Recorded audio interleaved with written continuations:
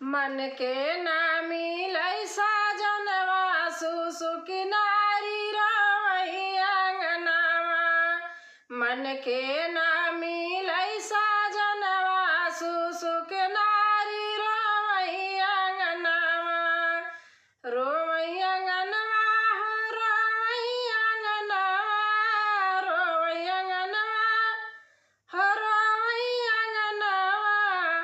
मन के ना मिलल साजनवा सुसुकी नारी रोवै अंगनवा। काऊ कही हमें ब्रह्मा विष्णु के, काऊ कही हमें ब्रह्मा विष्णु के। कैसे लिखे मोर करमवा सुसुकी नारी रोवै अंगनवा। कैसे के लिखे मोर करमवा सुसुकी नारी रोवै अंगनवा। मन के ना मिलै साजनवा सुसुकी नारी रोवै अंगनवा। मन के ना मिलल साजनवा सुसुकी नारी रोवै अंगनवा। रोवै अंगनवा हो रोवै अंगनवा, रोवै अंगनवा हो रोवै अंगनवा। मन के ना मिलल साजनवा सुसुकी नारी रोवै अंगनवा। काऊ कही हमें माई बाबू के, काऊ कही हमें माई बाबू के। काहे के दिहे मोर जनमवा सुसुकी नारी रोवै अंगनवा।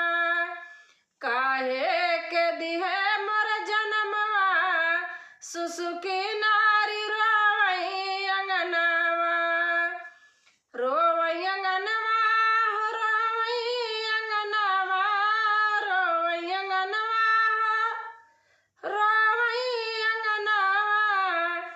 मन के ना मिलल साजनवा सुसुकी नारी रोवै अंगनवा। मन के ना मिलल सजनवा सुसुकी नारी रोवै अंगनवा। काऊ कही हमें सास ससुर के, काऊ कही हमें सास ससुर के। काहे मोर लाए गवनवा सुसुकी नारी रोवै अंगनवा। काहे के लाए मोर गवनवा सुसुकी नारी रोवै अंगनवा। मन के ना मिलल सजनवा सुसुकी नारी रोवै अंगनवा।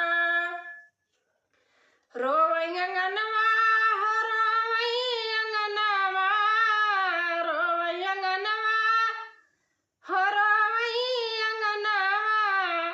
मन के ना मिलल सजनवा सुसुकी नारी रोवै अंगनवा। मन के न मिलल सजनवा सुसुकी नारी